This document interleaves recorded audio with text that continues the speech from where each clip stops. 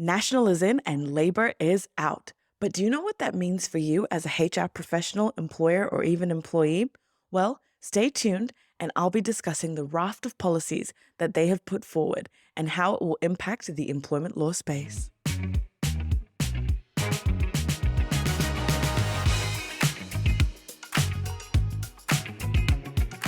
Welcome to Law Lens, everyone. My name is Sanam, and thank you so much for tuning in today. Today, we are going to have a very interesting topic. Like I said, labor is out and national is in. But what does that actually mean for the employment law space? As an employer, a HR professional, even an employee, what do you need to look out for? There are a lot of changes coming, and today I wanted to get into all of the bits and pieces. Now, we won't be going into a lot of detail about each of the topics because, as you can imagine, trial periods, for example, are a whole topic on their own, but best believe that I will be releasing something around that because obviously it is a very important area of employment law. So, with that said, we'll get straight into it. We're going to be looking at the first set of policies that the National Party are going to be putting forward. And like I said, this is all about having a look at what the National Party has said that they are going to be bringing forth during their time in Parliament and also looking at what's going to be axed or maybe where their focus is. And I can tell you, there is such a heavy focus on immigration and not necessarily axing anything in immigration, but more so expanding it out and having a lot more immigrants coming in, which I think is really interesting compared to the last government that we saw. Now, I'd like to say that I am no political guru. I may be a lawyer, and I know all lawyers love a good political debate or love to talk about politics. Not my jam. But what is my jam is employment law. So, more than happy to talk about that, but I'm not going to sit here and debate Labour and National and the Greens Party and all that good stuff. I'm here to talk about what's going to come up and potentially what you need to look out for. So, let's get into the first thing. This is part of the national government's plan. Now, they have a 100-day plan that they've put together where they're saying that in the 100 days, this is what we want to do in our first 100 days in Parliament. The first 100 days, when it comes to employment law, relates to two areas. The first one is abolishing fair pay agreements. If you remember, fair pay agreements was brought in, I think, late last year. And since then, we've kind of seen the space moving.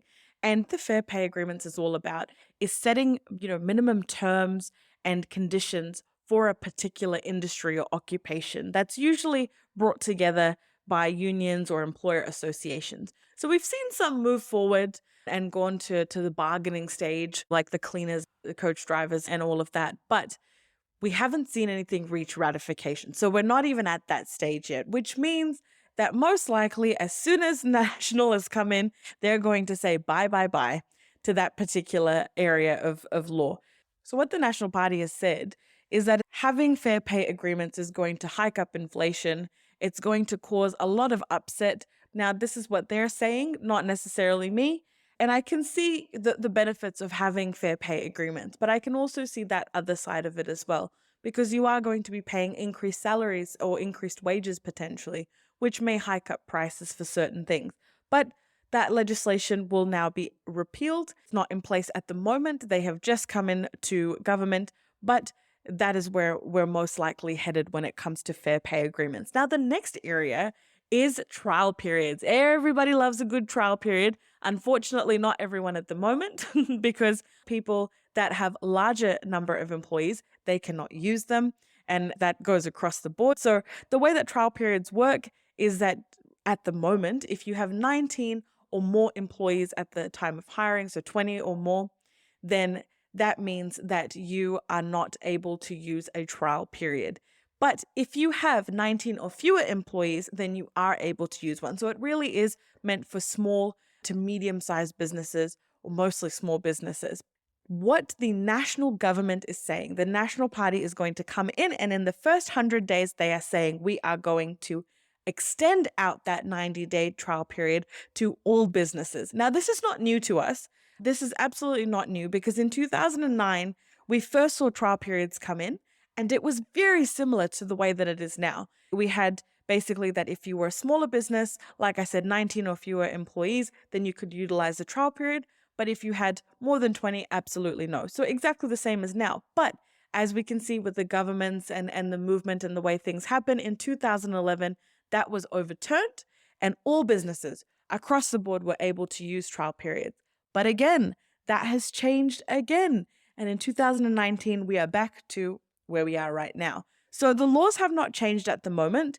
It will change, and that's part of the 100-day plan. So keep an eye out for that. And most likely, I will be putting out a podcast when it comes to that, and also how to utilize trial periods. So I'm not going to get into all of the details in this podcast, but I never see a negative issue with having trial periods. I feel like the law is stacked up against employers so horribly that having some sort of out, like a trial period, is a great benefit, whether you're a large company or a small company. But I understand it is a contentious area for a lot of people. So I can't see a negative impact on using trial periods, especially with the laws being the way that they are. So if you have a trial period clause, if you're using it correctly, then this will be a great asset. But like I said, this is not the podcast to get into all of that detail, but please keep an ear out and an eye out for that podcast, because I definitely will be releasing one once we hear more about the laws changing. Now, those are the two areas that are going to be focused on in the 100 days of the national government coming in. Now, outside of that, we're seeing a lot of movement.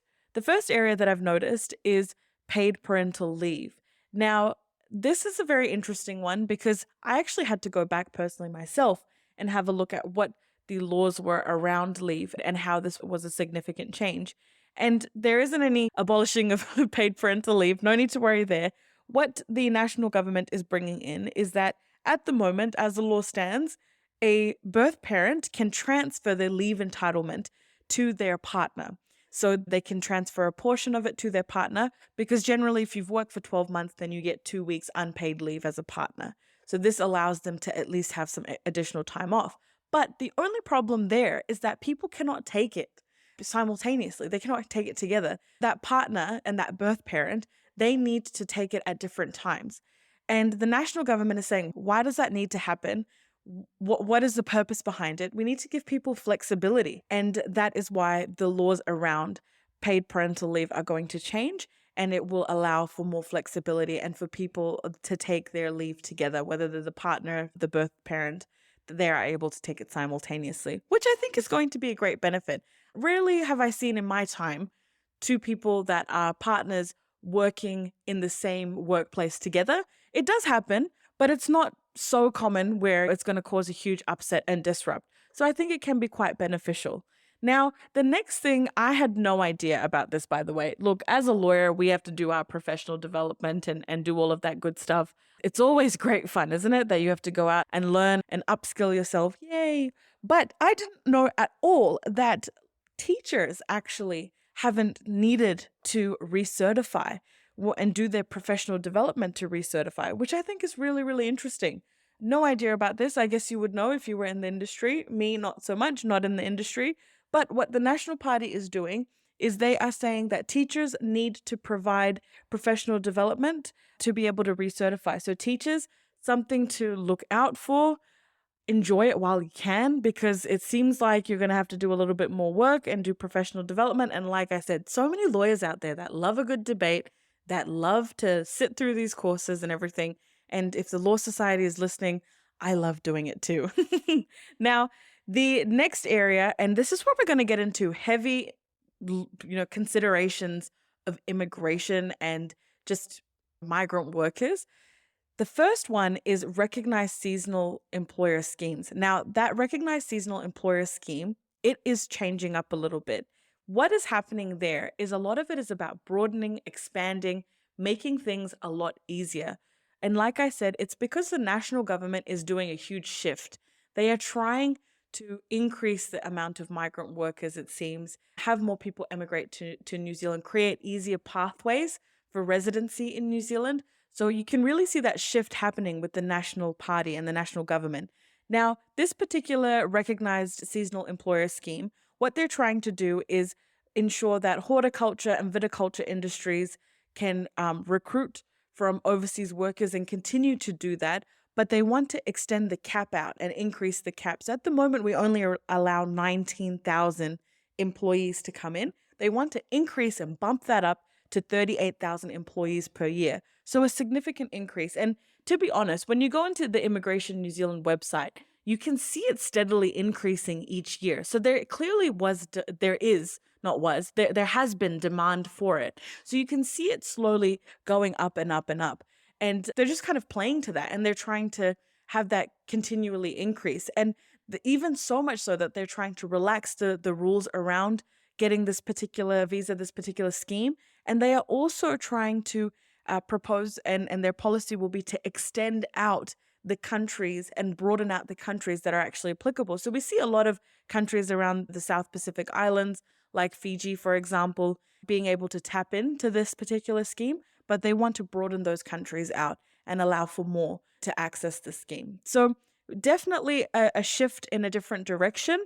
And like I said, more focusing on agriculture, horticulture, and that moves on to the next visa that I'm going to talk about, which is the Accredited Employment Work Visa. Now, accreditation was a big thing. If you were hiring migrant workers in the last year, year and a half, accreditation was a big thing. It's still a huge thing because we're trying to navigate this accreditation space.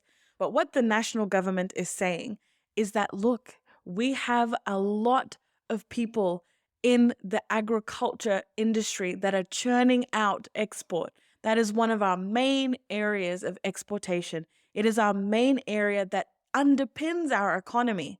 So why not give it more? So what the party wants to do is change the rules for agricultural workers, specifically around the median wage requirements and that being completely removed. So if you remember, the median wage requirement went up to $29.66 per hour. That's what it currently is at the moment. It changed in the 27th of February this year to that amount. And it's set to go up again to $31 something. Now, they want to completely axe that. And I completely understand. When I was working in hospo and I was working in an advisory space in hospo, everybody was pissed off. It's one thing to not be able to get anyone locally, and then to have somebody come in from overseas, to guarantee them work here, to go through all of that process, and you have to pay them $29.66 per hour. That is a lot of money. The national government wants to completely get rid of that, eradicate that, and look at changing things up and introducing a pathway to residency. So like I said, this whole pathway to residency, this whole shift, this whole movement is what they're looking at doing. So definitely it's headed in a direction where we're looking at a lot more immigration to New Zealand. We're looking at the space changing. And one of their other areas is solely around boosting tourism. When we're looking at boosting tourism, what the party wants to do is increase more tourists. So they see, one, that agriculture underpins New Zealand and its economy. That's one. The next thing is that they look at tourism as another area or a major source of revenue for supporting local businesses in New Zealand, for underpinning New Zealand's economy. And they believe that somehow we've fallen by the wayside, and that hasn't been our focus anymore. So what they want to do is increase the age limit, for example, for the working holiday visa. So they want to change that from a cap at 30 years old to 35 years old. Then they also want to look at people from eligible countries that can apply for particular visas. Are they able to apply for a second or third visa if they work in areas that may need more staff or that have staff shortages? So for example, in the tourism sector, they really want to amp that up. So you can see that there's a boost in tourism and like I said, a boost in agriculture and really growing those areas. The last one that I thought was an interesting boost, which we've kind of looked at to a certain extent, there was definitely a digital transformation project and the efforts that the Labour government was putting forward to help local businesses really understand digital transformation, understand their business, how to move things online, how to grow their business in a different way, not the old school way, for lack of better words. But what we're looking at now is also boosting technology. And what the national government now is looking at is skills shortages, which cause a barrier to New Zealand's technological growth. So they're looking at skills outside of agriculture, outside of tourism, and they're going, look, if we bring in tech, if we bring in employees that are heavily involved in tech, how will that impact our economy? How will that impact on our technological growth? And that is one thing that they are focusing on. So for example, They want to have a visa for workers from major global tech companies, which they're calling the Global Growth Tech Visa. They want to allow paths for full residency, similar to what they're doing with the accredited employment work visa. They also want to have the eligibility and all of the ins and outs run by Immigration New Zealand. So you can see that there's definitely movement that's happening. It's very different landscape than what the Labour government introduced. It's very contentious too. I completely understand. Like I said, I was in hospo during the time when we had those labor market tests and we were looking at who should be able to work in particular sectors. We had those tests to say, let's make sure that the local people can actually apply for the jobs. And to be honest, what I was seeing time and time again was that the jobs were there, but nobody locally was applying. So these employers had no other choice but to get people from overseas. Now, this is just my particular scenario in terms of what I've seen, and I'd love to hear about anything that you've particularly seen or any topics that you would like to discuss. So absolutely feel free to reach out. I've always got all the social channels linked as well as the Ask Lawlens email address. So please always reach out so that I can talk about some of the topics that you'd like to discuss. And that is hopefully where this podcast will eventually go. So thank you so much for tuning in. Those are the main areas that I've particularly noticed that could be impacting employers. Now, all of these will not impact everyone, especially if you're not in those industries where you have heavy migrant workers, but definitely fair pay agreements and the fact that the 90-day trial period is going to change will be a huge change for certain industries. So keep an eye out. I definitely will have more information around the trial periods. I hope you have a wonderful day from wherever you're listening from. Thank you so much for tuning in and feel free to email through to asklawlens@gmail.com.